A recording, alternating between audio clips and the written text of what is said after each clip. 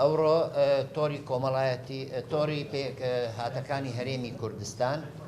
سەردانی دەستەی سربەخۆی مافی مرۆڤیان کرد بە تەکید ئەمەم تۆڕە بریتیە لە کۆمەڵگەی مەدەنی و هەرێکە نوێنەری خۆی هەیە دیارە داواکاریەکیان هەیە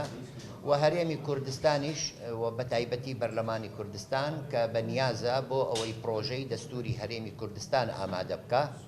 و لەگەڵ هەبوونی یاسای ژمارە 5 2015 کە پاراستنی مافی پێکهاتەکانی نەتەوەی و ئاین لە هەرێمی کوردستان بوونی هەیە و دەرچووە بەڵام لە بۆ دەستور دیارە بەنیازم بۆ ئەوەی کەوا مافیان پارێزراوبی بە پێی دەستوری هەرێمی کوردستانی ئایندا و ئێمە لە هەرێمی لە دەستەی سربەخۆی مافی مرۆڤ لە هەرێمی کوردستان پێشوازی لەم تۆڕەمان کرد و کۆبوونەوەکمان کرد و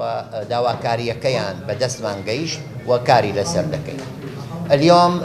شبكة المكونات الكردستانية أتت إلى الهيئة المستقلة لحقوق الإنسان في إقليم كردستان واستقبلناهم واستقبلنا مطالبهم حيث أن إقليم كردستان له قانون رقم 5 لسنة 2015 لحماية حقوق المكونات وأيضا مقبل على تشريع أو بالأحرى صياغة دستور خاص للإقليم. فشبكة المكونات المتكونة من مجموعة من منظمات المجتمع المدني للمكونات القومية والدينية المتعايشة في إقليم كردستان لها مطالبها بأن حقوقها أن تكون مضمونة دستوريا ناهيك عن القانون الموجود ونحن استلمنا الطلب وسيكون لنا حديث في هذا المؤتمر بعد استماع إلى رئيس الشبكة والممثلين عن ما يبغون قوله. ئەن ئەوڕۆ ئێمە وەکو تۆری پێکهاتەکانی کوردستان وێنەرایەتی هەموونەتەوە و ئاینەکانی کوردستان کە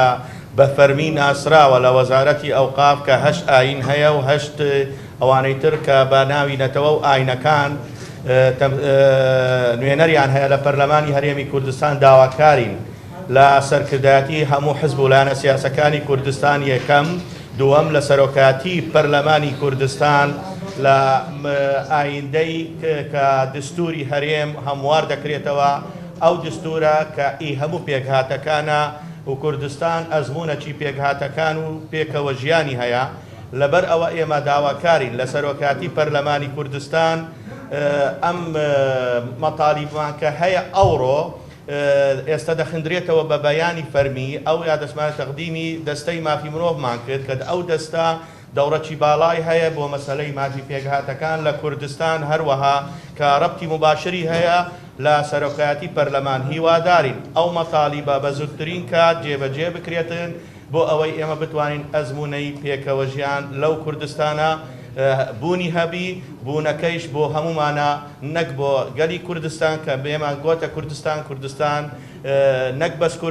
کوردستان کلدانی تایە تورکمانی تایە ئاشووری تایە سریانی تایە یەزیدی تایە زەردەشتی تایە کاکەئی و بەهایی و هەموو سابیعەی مەندایی و جووەکان ئێمە پێمان خۆشە ئەو ناوانە کە هینامانەوە تەزبیت بکرێرە دیباجەتی دستوری هەرێمی کوردستان ئێستش ئافسرۆک قادرۆک بەیانەکە دەخندرێتەوە بە بەیانێک بە کوردی. سپاس. بە ناوی خوددا درود بۆ هەمووان یادداشتنامەیەک بۆ بەڕێز سەرۆکایەتی پەرلەمانی کوردستان بۆ بەڕێز دەستەی سربەخۆیی مافی مرۆڤ. ئێمە وەک تۆری پێکهاتەکانی کوردستان کە پێک هاتوین لە نوێنەرانی پێکهاتە ئاینەکانی هەرێمی کوردستان بە پێی یاسای ژمارە 5 ساڵی 2015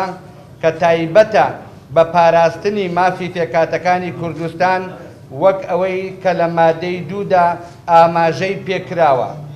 پشت ئەستور بە یاسای نێودەوڵەتیەکان جەخت لەسەر پاراستن و بەدیهێنانی مافە سیاسی و مەدەنی و کۆمەڵایەتی و ڕۆشنبیری و ئابووری پێکهاتەکان بۆ پەرەپێدانی گیانی لێبوردەیی و پێکەوە ژیانی هاوڵاتیان دەکەین. لەو زۆنگەیەوە بە پێویستی زەزانین دوو داواکاری بخەینە بەرچاو. یەکەم داوا لە بەڕێستان دەکەین مافی کۆتا لە هەڵبژاردننی داهاتووی پەرلەمانی کوردستاندا بدرێت بە ئێزیدی و کاکەی یارسانیەکان زەردەشتی بەهایی سابیعەی مەندایی و هەروەها هەموارکردنەوەی یاسای هەڵبژاردن بۆ دەستەبەرکردنی مافی پێکهاتەکان. دووهەم، لە ڕەشنووسی دەستوری هەرێمی کوردستاندا مافی سەرجەم پێکهاتەکان زامن بکرێ و بەڕوونی لە ناو دەستوردا ناویان بهێنرێت. تۆڕی پێکهاتەکانی کوردستان ئەمڕۆ پێنجشەممە 3 ئۆکتۆبەری 2019. زۆر سوپاس.